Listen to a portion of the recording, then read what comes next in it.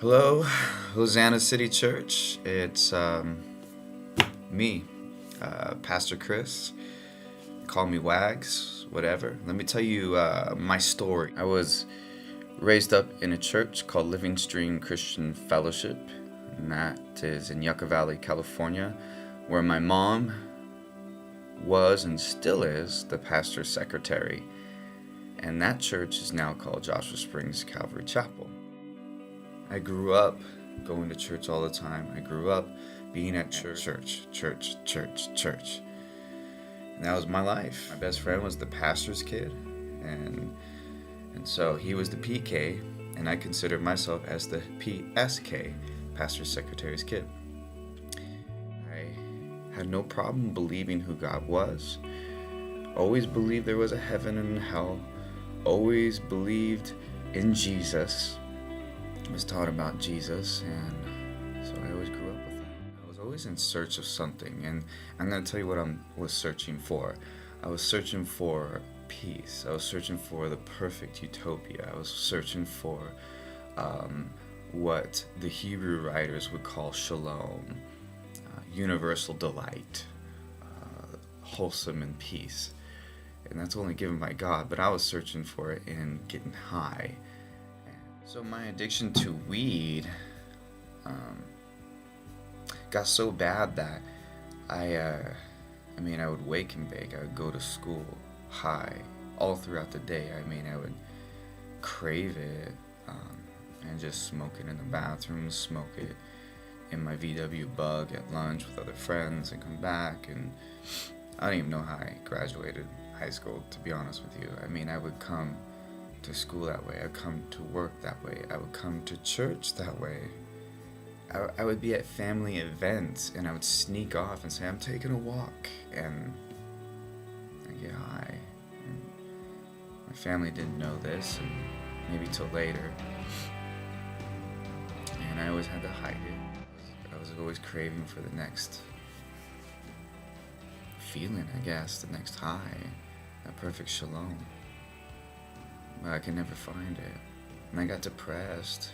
After a while, I got into suicidal thoughts at some point. There was this guy named Tim that appeared in my life during all this mess.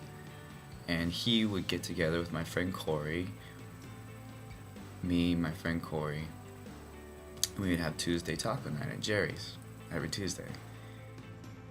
We felt comfortable with him. I didn't at first, but we were able to share with him the things we would do throughout the week. We would tell him if we got drunk. We'd tell him if we got high. And then he'd say, all right, now let me tell you about Jesus. And it's like, all right, here we go. Whatever, you're buying the tacos. It's cool. Tacos and Jesus. And Tim just kept on being a friend. Tim just kept on being real. I could feel comfortable with him. He didn't judge me. He just loved me. Along with Tim being involved in my life, a couple other things happened during my senior year. One, all of a sudden, when I was smoking weed with my friends in my VW bug, I would feel guilty. I never felt guilty before. And we call that conviction. Second, 3 weeks before graduation, I had gotten arrested for stealing. I was drunk and I thought I was immortal. I got arrested, and I had to bear the shame of telling my parents everything I have done and seeing their disappointed faces. I will never forget that. When I graduated 3 weeks later, I remember everybody celebrating like it was the best night of their life. But for me, I was standing on the football field at Yucca Valley High School feeling empty, because I felt I had no purpose in life. I had wasted so much time. Because I had a praying mama. That's where I started feeling convicted. It's because my mom was praying. Thinking mom, always praying for me, and having trusted friends to pray along and just interceding and just God breaking into my heart. And little by little, I started to read the Word. I started to hang out with Tim more, and him teaching me and discipling me, and joining into fellowships and So the more I paid attention to Christ,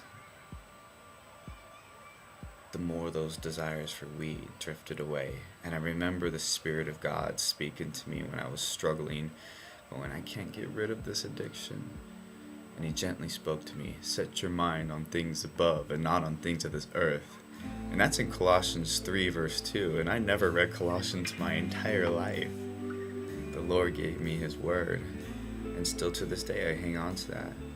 For me to overcome anything, because there's still things I have to deal with. The flesh.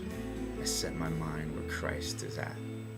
And not on things of this earth. Jesus is our peace and satisfaction.